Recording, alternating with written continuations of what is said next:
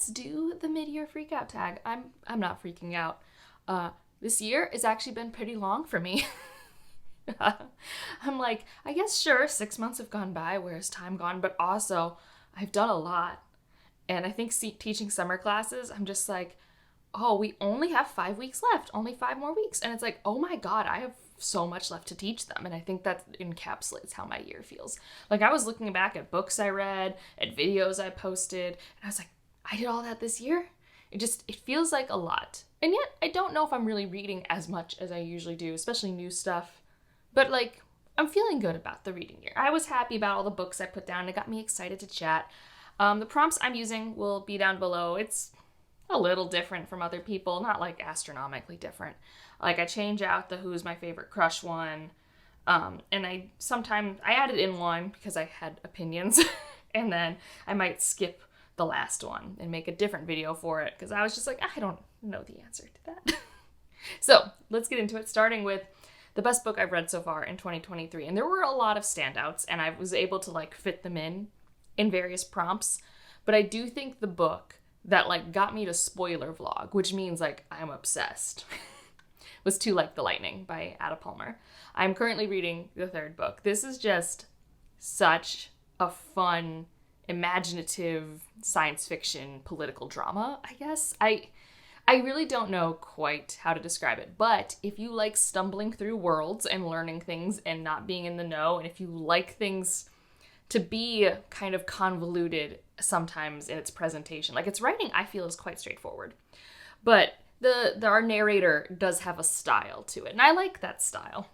And I don't know, it's a fascinating imagined form of government. It's a lot of times when people write futuristic science fiction, I feel like, okay, but it feels very familiar. And in some ways, maybe it should be, right? If you're extrapolating from our now to the future, shouldn't it feel similar? But I also really love when people think of government systems where I'm just like, I have no idea how we get here. But now that we're in this government system, yes, let's like pick it apart. Let's see its mess. Let's see how these people are handling things. And that's why I'm really vibing in this world. And To Like the Lightning is just that like candy of exploration. I was just turning every page ravenously, just being like, where am I? What is this place? This is so freaking cool. And yeah, so I just think that's like, why do I read science fiction fantasy?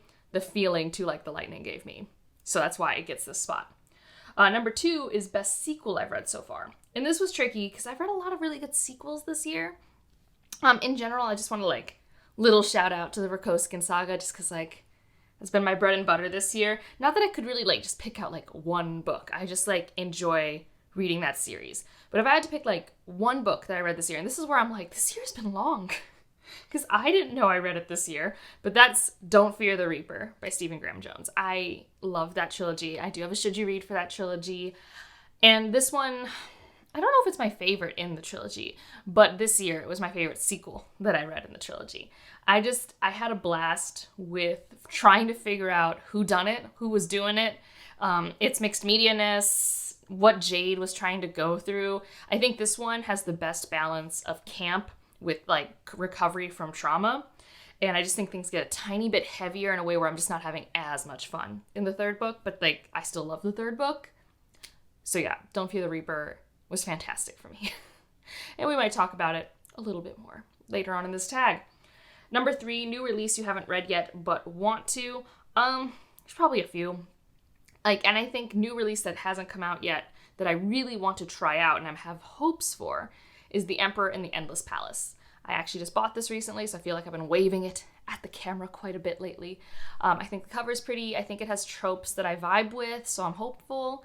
Another one that I think has been out now. Yes, because I saw it in a bookstore. Of course it's been out. And that's the Tidal Creatures by Shauna Maguire. This one's more of a curiosity thing. I want to like it, but I'm nervous about it. So those are the two for sure that I haven't gotten to yet. And like there's other books. Like I still haven't read the new Catherine Arden. But like for the most part, I think if I were to look back at my quarter one's check-ins, I have read a fair few of the new releases that I said I wanted to. And I'm up to date on all the romance new releases I wanted to read, so go me on that. The next one is most anticipated release for the second half of the year. And I mean, my non-basic pick is The Lotus Empire by Tasha Suri. That comes out in November. I really love the Burning Kingdoms trilogy. So I'm very excited to see how she wraps that all up. I'm excited to reread it. I'm excited to see how it ends. And I'm sure the excitement will only grow as I pick up the Jasmine Throne again. Now, with that said, I have already been rereading the Stormlight Archives, and I just finished Oathbringer yesterday, and I am just like, I haven't loved a reread that much in a very long time. It fed me. I was so happy. And I don't, Oathbringer's not, is it my favorite now? I am very confused about my relationship with Oathbringer, because Oathbringer, my first read, I was very disappointed, I guess. Or as disappointed as I thought I could be at the time. But now Oathbringer is, so good. And all of the connections to stuff we've learned before and after with Rhythm of War. And I'm like, man, I want the 5th book so bad, but I'm also so scared.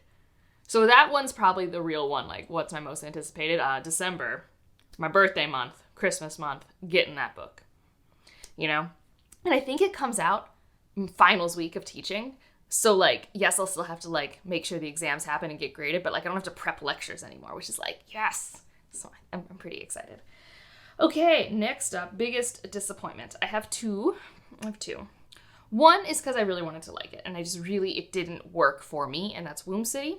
I will point you, Rachel's at Shades of Orange, gave this 5 stars, also loves horror and science fiction, so, this isn't it's not going to work for everyone, but it truly did not work for me.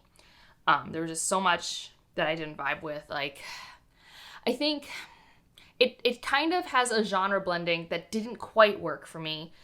It definitely is a twisty nature plot that I think works for a lot of people, but I'm not particularly plot driven. So I think a lot of the times I just felt very oh, another thing. Oh, and another thing. And of course that reveal happened. I don't know. I just didn't feel the page turner, I must find out what happens quality. And then also the main character, makes a decision at the 3rd way point that I was just really? And I was just there's one thing to be reading about an unlikable character, but she doesn't start off as unlikable at the first third of the book. You are rooting for her. She's a standard kind of character in a dystopian world that is taken advantage of. And then she does something I find reprehensible.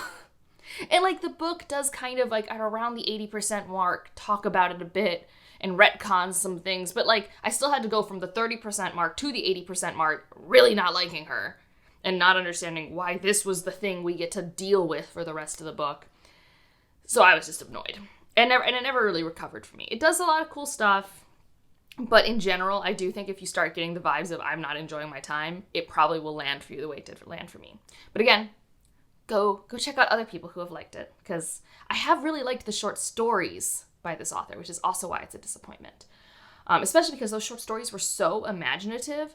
And this, although I guess in some ways it's not like other things you've read, those were in form imaginative, is I guess what I would say. One was one of the stories that I read by them was written like an album and things like that. Just really imaginative form. The other one is Rose House by Katie Martine, who is an author I love. I think about rereading the Texcalon duology pretty much all the time. I own 2 copies of that series. I love her works, and Rose House just landed super flat for me. It was fine. This is another one where I felt it didn't quite commit to a genre in a way that worked.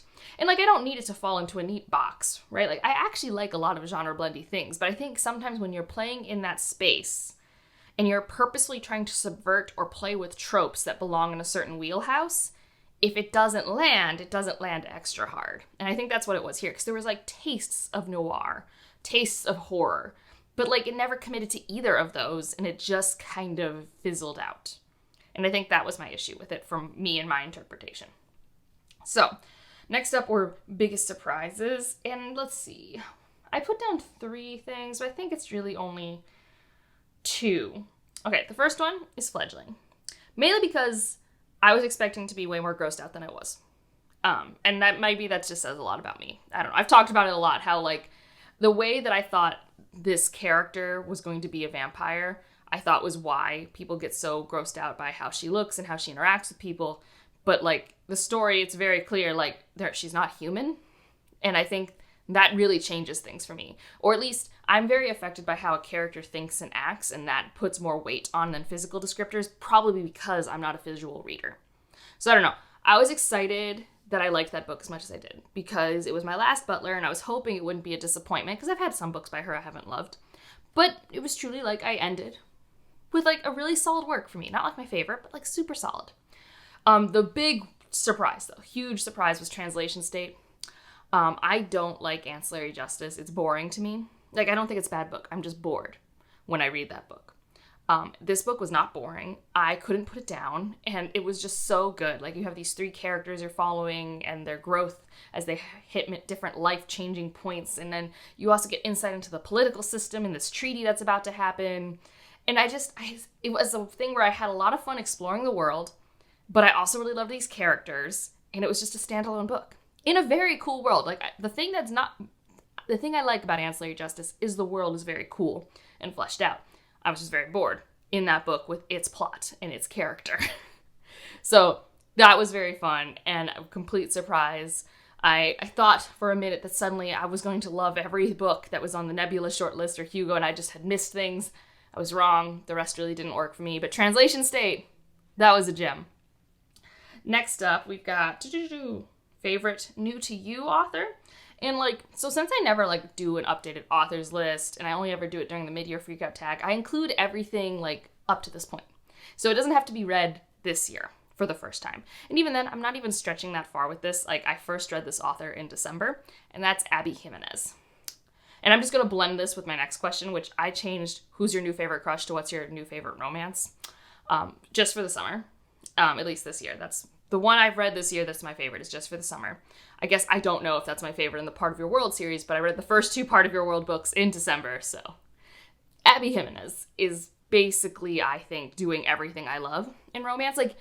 It's interesting. If Abby Jimenez and Allie Hazelwood could, join forces, I'd probably have my perfect reading experience.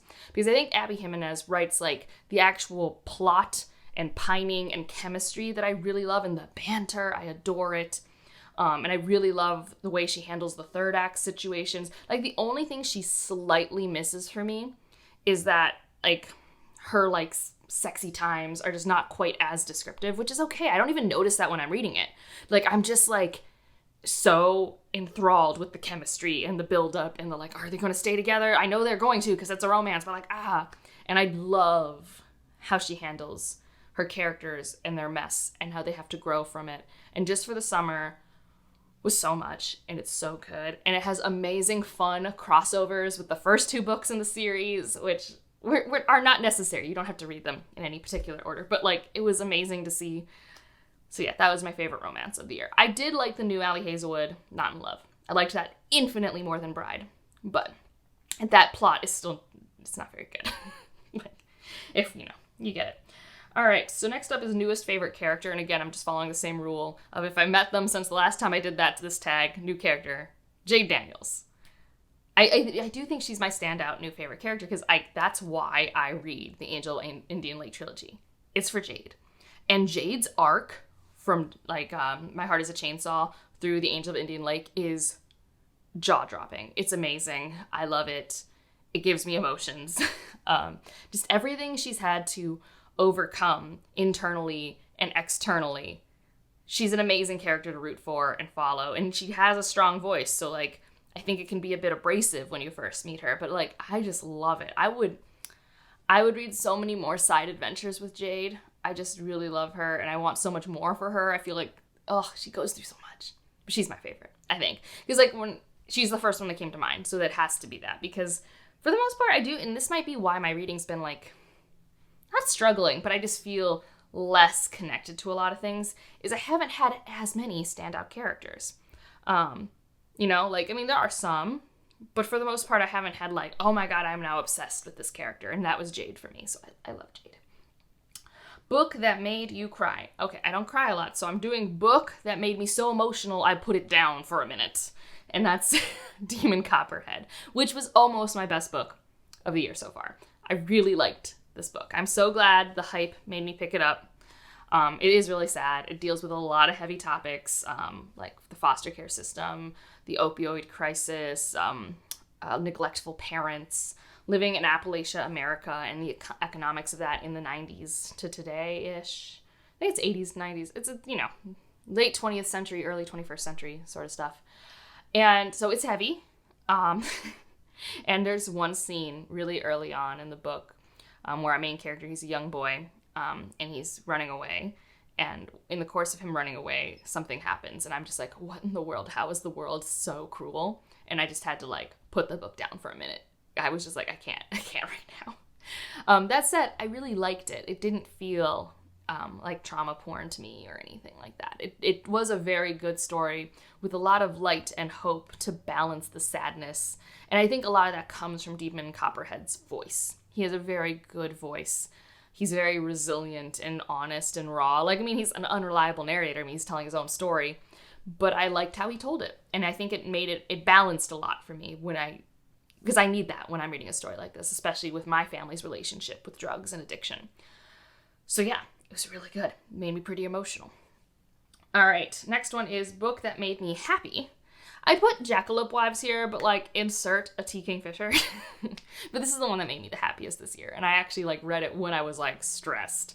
And it was just such an escape going into each of these little stories. And like, I just love how she writes old women.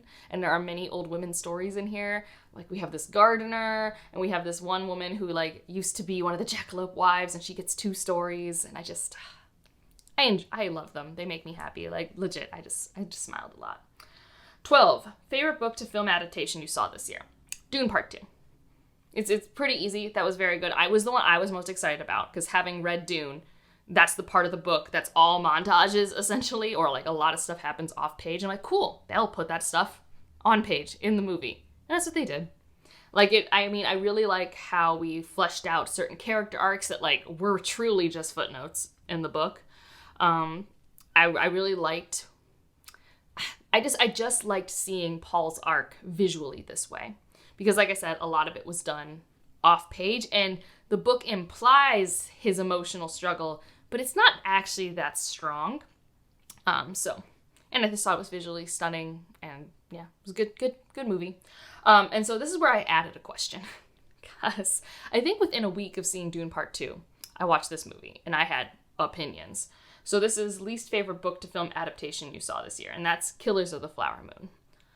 I read this nonfiction in 2018, and I liked it. I mean, it's a little dry for a nonfiction. It's like a journalistic style, but it's interesting, and it's presented as like a cold case. So like it's presented as a mystery, and by the end of the story, you learn the answer to the mystery in addition to like all the nonfiction facts. So yes, it's dry, but it had this hook.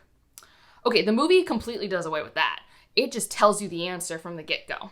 So then your only pull is watching these 2 horrible people on screen. My biggest issue with this story is that it's just that Martin Scorsese really likes Leonardo DiCaprio and Robert De Niro, who are good actors, but it's just like, it's like the most white lens I could have seen this story told through. Like, it's not horrible. It could have been infinitely worse. But also, why is that the focal point? Like, how is that what you took away from that nonfiction? Like, if we still wanted to keep them as the focal points, then keep the mystery element or something to make it interesting. It does not need to be the length that it is. It's boring. The characters are completely unlikable, even if well acted. And the side characters are just all the indigenous folks who should be more at the forefront of this story. They're the ones directly affected. And it's just, if you're going to make something like this, and you're going to do it through a white lens, which, okay, we do that a lot. This is still going to be way better than this other indigenous film that's coming out that I'm already, like, in rage over the trailers of. But if you're going to do it, it has to be interesting. Like, if you're going to, like, sure, pretty cinematography. Sure, the music's nice. It's boring. It's so boring. And it's a cold case mystery nonfiction. How they did that is, I don't know. We watched it like in 2 chunks because we couldn't sit down and watch it all in one go. And I am someone who likes 3-hour plus movies. I think recently we had just rewatched The Batman before that, which is a 3-hour movie. Like, I'm not someone who hates long movies, but that was boring. And having read the dry nonfiction that was more interesting, I'm like, how? And I thought about making a video for that, and then life got busy, and so I never did. So here you go. This is the clip where I get to complain about that movie. Okay, 13. Favorite video you have done so far this year? I have 2. Oh, I forgot I did one of these, which is why I'm like, I wrote one down here because I did it recently. And I was like, yeah, I'm really proud of that. And I forgot that this year was the year we had the Hugo drama, and I did a bunch of Hugo videos. And like, I'm just really proud of how I was able to like give out information and stuff like that, especially like the math of it, like being able to explain the math of it and why it was a concern to me. I was really proud of. But my big one that I did recently was the Octavia Butler video, which felt like 4 years in the making. Like I've been working on that video idea since I started reading her again in 2020. I was just like, yeah, eventually you'll read them all and then you'll do an author spotlight. And I'm really happy with how I did it. Like if you haven't clicked on it, I go through from like what I consider most palatable, like maybe least dark, to like most, maybe check content warnings. This is really disgusting and graphic. Like, so I did that on like my personal scale, and I also discussed themes that I see that she does a lot of stuff with. I really enjoyed making that video. I was really happy with how it came out, because sometimes I know I want to do a video idea like that, but I never know how do I want to approach it. Especially because like I feel like with Octavia Butler, you don't need like a start here guide. You need to know what's my taste versus what she puts out, and then I will go from there. So yeah, and then the last two questions that I have on my list, I'm going to skip this year, because one is most beautiful book I've bought so far this year, and like they're all stunning. Like what are we even doing? Because I don't even know. I guess because like if I did, I think the books I bought purely because they were pretty were these guys when I was in Toronto. Like, I don't even know if they're really that pretty, but I just loved that I could own all the novellas in one book. Like, I probably have purchased prettier books, but I also don't buy that many books in a year. Like, I think I've bought like 10 this year so far. Maybe. And then the last one is, what books do you need to read by the end of the year? And I just did my summer series TBR. So you have that. That's like my near future plans. And in quarter one, I had like a video where I talked about it a little bit. But for the most part, I go month by month. I don't have any super strong plans outside of my series plans, because I just am kind of going where the winds take me at the moment. Let me know what your highlights or lowlights have been of the year so far. If you just want to leave an emoji to let me know you're here. I don't know. It's mid-year. It's about to be the 4th of July in the United States. I don't know. Leave like a summer emoji. And if you want it to be truly super seasonal to the moment, July 4th is like fireworks emoji, so you can go that way. Or people always go to the beach around this time of year where I live. And otherwise, like if you liked it, subscribe if you want to, and I'll see you in the next one. Bye.